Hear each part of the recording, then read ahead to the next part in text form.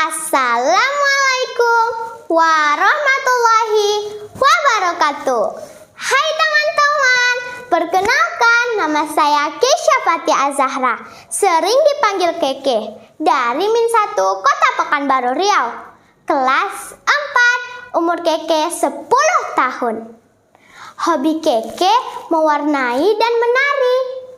Cita-cita Keke menjadi dokter. Hari ini Keke akan bercerita yang berjudul Si Lancang dari Kampar. Hei teman-teman, dari kejauhan terdengar suara seorang bocah laki-laki. Emak! Emak! Emak! Ternyata itu adalah si Lancang, seorang anak yang tinggal bersama ibunya. Namun ayahnya sudah meninggal. Ada apa, Lancang? Tanya emak dengan penuh tanya. Tahukah hendak ke negeri seberang, Mak? Ungkap Lancang. Lalu mengapa? Tanya emak kembali. Mak, Lancang ingin meminta izin kepada emak. Kita telah berpuluh tahun hidup miskin. Semenjak kepergian ayah, kehidupan kita hanya seperti ini saja. Ucap Lancang. Lantas apa yang hendak Lancang lakukan, Nak? Ini adalah takdir hidup kita. Terima sajalah dengan ikhlas. Kata emak. Tidak, Mak. Kehidupan ini mesti kita rubah. Kita harus hijrah dari kemiskinan ini. Oleh sebab itu, Lancang ingin meminta izin kepada emak untuk pergi merantau mengikuti Taukeh ke negeri seberang. Ucap Lancang. Apakah Lancang tega meninggalkan emak di gubuk ini? Cukup sudah emak kehilangan ayahmu, Nak. Ucap emak. Mak, Lancang pergi tidak akan lama. Jika Lancang sudah menjadi orang yang sukses, maka Lancang akan segera kembali. Dan kita bisa mengawali kehidupan ini kembali dengan kebahagiaan. Ucap Lancang. Dengan berat hati dan linangan air mata, emak pun mengizinkan Lancang. Keesokan harinya, setelah Lancang sarapan dengan makanan kesukaannya yang telah dibuat oleh emaknya, Lancang pun segera berangkat. Sebelum matahari ke tengah, sebagaimana janji dengan Taukeh, kapal harus segera berlayar. Di sebuah dermaga, emak menyaksikan kapal yang ditumpangi si Lancang pergi meninggalkan pulau itu.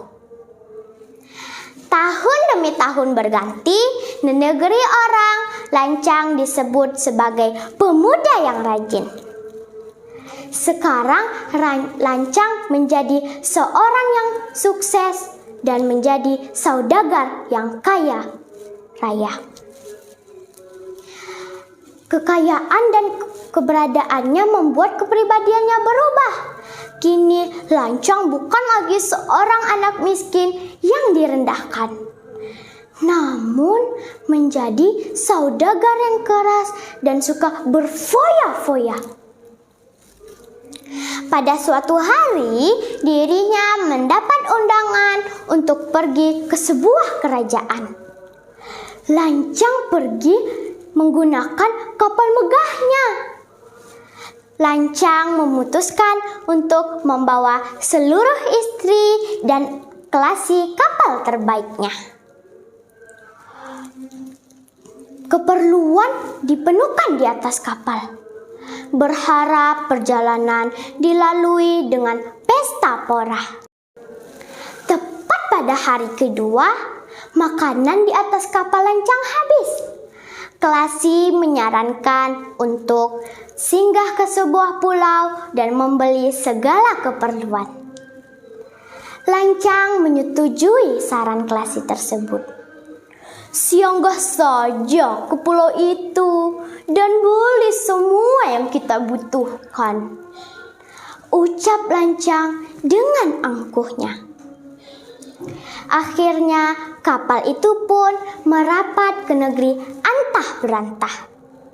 Masyarakat di sana terpana akan kemegahan kapal tersebut. "Oi, itu si Lancang, itu si Lancang," bisik para warga yang melihat pemuda di haluan kapal. Mereka kenal benar pemuda tersebut yang dulunya menghabiskan masa kecilnya di negeri ini. "Mak, Mak, Lancang, Mak, dia telah kembali. Dia menjadi saudagar yang kaya, Mak," kata warga tersebut dengan nafas tersendat-sendat. "Mak, Lancang, Mak, dia di dermaga. Dia membawa kapal yang besar," ucap warga itu kembali. Wajah emak yang keriput serasa segar mendengar kalimat tersebut. Lalu diambilnya tongkat dan turun meniti anak tangga rumah. "Lancang, Lancang, akhirnya engkau kembali juga, Nak," ucap emak dalam hati dengan keriangan sambil berjalan tergopoh-gopoh.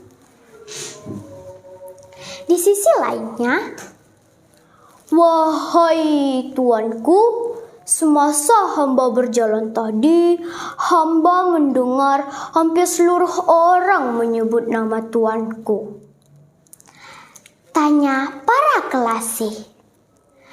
Lancang lalu teringat sesuatu, bahwa negeri yang mereka singgahi ini adalah tanah kelahirannya.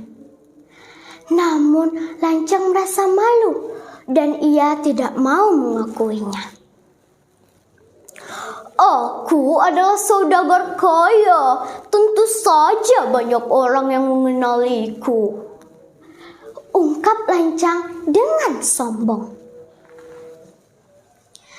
"Lancang, Lancang, ini emak, Nak.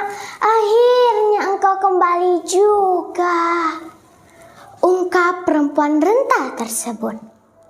Mendengar pernyataan tersebut, seluruh awak kapal dan para istri terkejut bukan kepalang. Akhirnya salah satu istri menanyakan maksud perempuan tersebut. Lancang paham benar bahwa perempuan tua tersebut adalah emak kandungnya.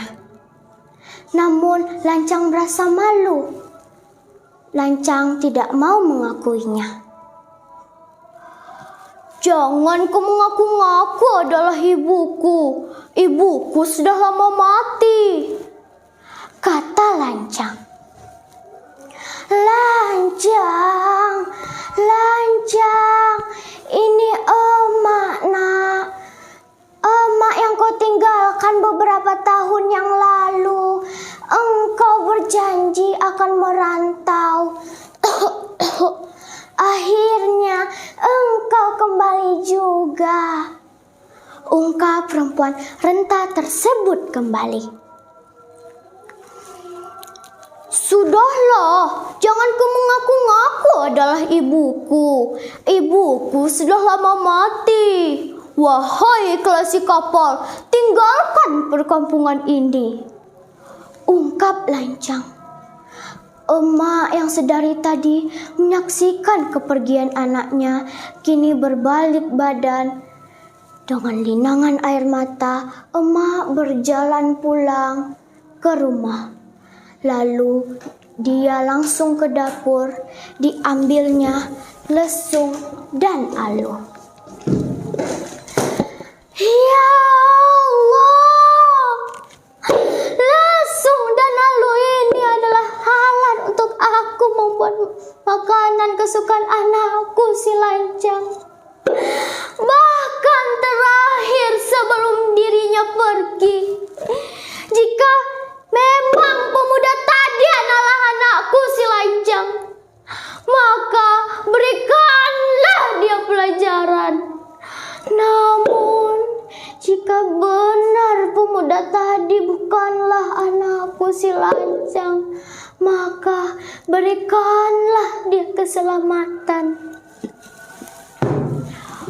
Kata emak. Setelah selesai mengucap kata-kata itu pun, hari yang cerah semula menjadi mendung. Angin bertiupan dengan kencang membentuk badai. Petir menyambar dengan keras, lalu hujan lebat pun turun. Kapal si Lancang terombang-ambing.